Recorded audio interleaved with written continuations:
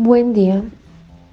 El día de hoy, nosotros los estudiantes de la Fundación Universitaria Los Libertadores vamos a hablar sobre qué es el castigo. Mencionaremos algunos autores a nivel nacional e internacional en la jurisprudencia, qué conceptos tienen sobre el castigo, el origen del castigo en un breve recuento histórico, la función y objetivos que tiene el castigo, la aplicabilidad del castigo en Colombia, qué críticas del castigo en una vista a nivel nacional y en la justicia transicional. Primero, ¿cuál es el origen del castigo?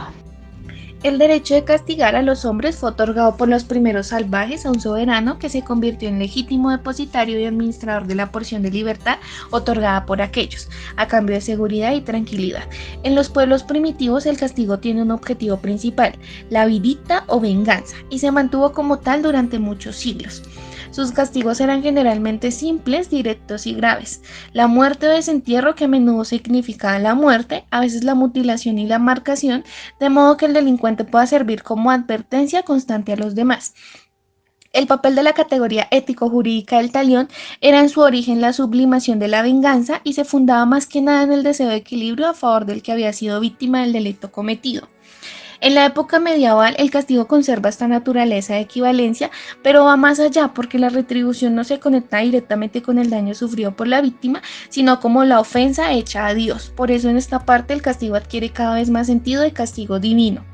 Casi hasta mediados del siglo XIX el castigo era un teatro porque se hacía públicamente y se llamaba suplicio porque se centraba sobre el cuerpo mismo, que se descuartizaba, amputaba, marcaba simbólicamente en el cuerpo o en el hombre, se exponía vivo o muerto, se ofrecía en espectáculo, etc. En donde se evidencia que el castigo aplicado por el Estado no es más que una venganza que aplica este o nombre de otro. Durante la conquista y el periodo colonial imperaron los castigos físicos e infamantes. Las penas cumplían un rol ejemplificador. Según la concepción de las autoridades, estos espectáculos públicos del dolor habrían de actuar como intimidación sobre el resto de la sociedad para evitar así una futura delincuencia. Para la sociedad moderna, la prisión se consideraba como castigo imperante. La importancia de esta perspectiva hace que el castigo para algunos autores sea distinto. Por ejemplo, Durkheim lo relacionaba con la solidaridad y Foucault con el poder. En la actualidad nos encontramos en un momento en el que hay diferentes modelos de respuesta penal, en los que la rehabilitación está presente en la mayoría de ellos. La responsabilización y la reparación han demostrado ser fundamentos muy importantes a lo largo de la historia. Inicialmente, encontramos dos autores y teóricos que definen el castigo. Iniciaremos con Immanuel Kant. Entre los autores que definen el castigo podemos encontrar a Kant, el cual va a definir el castigo como el derecho que tiene el soberano de afectar dolorosamente al súbdito por causa de la transgresión de la ley. Kant afirma que la pena cumple una finalidad absoluta cuando sostiene que la pena no puede aplicarse como simple medio por el cual se procura el bien, ni aun en beneficio del culpable o de la sociedad, sino que debe siempre serlo contra el culpable por la sola razón de que ha delinquido. Refiere que el delincuente malhechor debe ser juzgado digno de castigo antes de que se haya pensado en sacar alguna utilidad de su pena, para él o para sus conciudadanos. Esta definición ilustra de manera rigurosa la doctrina retributiva. En el ámbito nacional encontramos que Lina Mariola Díaz Cortés, en su artículo publicado Una perspectiva desde la sociología, derecho penal y criminología, concluye que el castigo es una mezcla de factores. Lo reconocemos como una institución social que, aparte de hacer frente a los delincuentes, también es una expresión del poder del Estado. Esto quiere decir que el Estado está conformado por los ciudadanos, pero es el Estado quien tiene la potestad para castigar, prohibiendo al individuo tomar por cuenta propia la venganza por un hecho cometido contra su persona o su patrimonio. Cuando el Estado ejerce esa potestad de castigo por intermedio, ya sea del aparato judicial, despoja a ese ciudadano infractor de sus derechos y garantías. Ahora bien, encontramos dos grandes conceptos en la jurisprudencia. ¿Qué es el castigo según la sentencia C-371 de 1994? Significa ejecutar algún castigo en un culpado, mortificar y afligir. Sancionar en su acepción correspondiente. aplicar una sanción o castigo. Estos dos conceptos son verbos que expresan la misma idea. Por otro lado, el concepto que encontramos en la sentencia C647 del 2001, que define el castigo en los siguientes términos. Se convierte en la utilidad de la pena de manera ineluctable, supone la necesidad social de la misma, se suponía el castigo de la pena como un castigo para devolver el mal con otro, es decir, la utilización del poder del Estado, con la fuerza que le es propia como un instrumento de violencia. En ese sentido, ¿cuáles son los motivos o cuál es el fin que persigue el castigo? Los fines de la pena son los objetivos que tratan de conseguir mediante su imposición. Los objetivos o fines son la retribución, la prevención y la rehabilitación. La rehabilitación se considera como el intento de volver las cosas al estado que tenían antes de la comisión del delito, y como es materialmente imposible, el castigo o respuesta que la sociedad da al delincuente por el mal que causó. La prevención es el intento de disuadir a otros y al mismo delincuente de la comisión de nuevos delitos.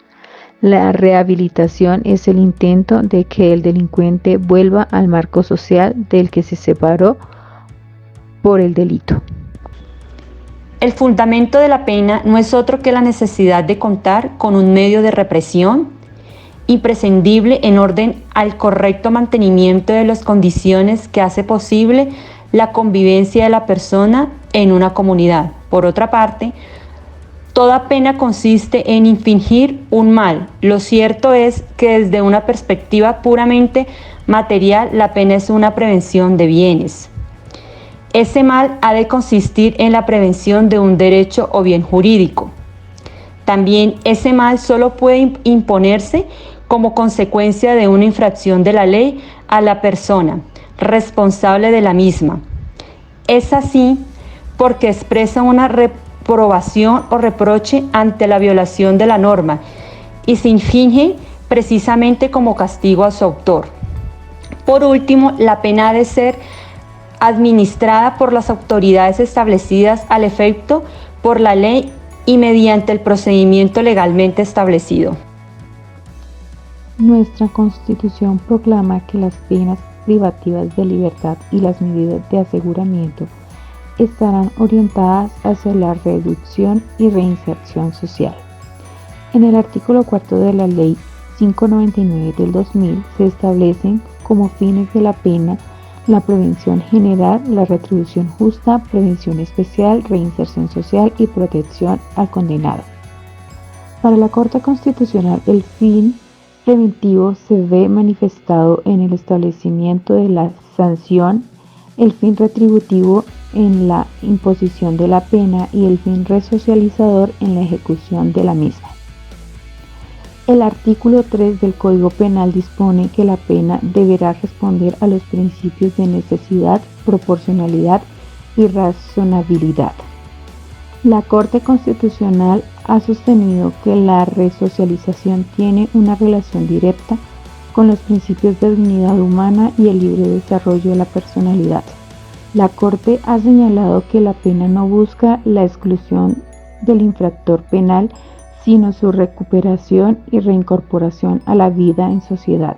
Por esto, la Corte Constitucional ha incluido que la resocialización es un fin constitucionalmente válido en Colombia. La Corte Constitucional, en numerosos pronunciamientos, ha reconocido las dificultades que enfrentan las políticas públicas de resocialización y reinserción de los presos. Por esto, ha declarado un estado de cosas inconstitucionales en las cárceles. Finalmente, ¿cómo se ve el castigo en la justicia transicional?